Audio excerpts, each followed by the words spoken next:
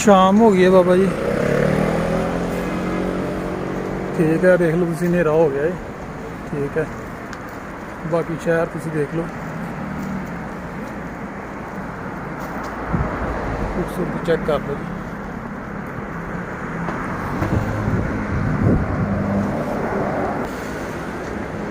इधर भी देख लो।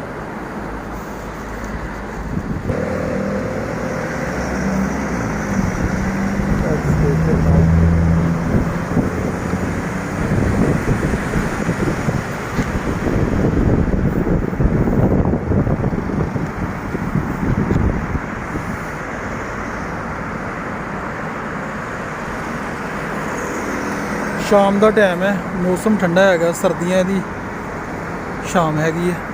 ठीक है जी। तो कोरिया का जनाब एक कीमे शहर है।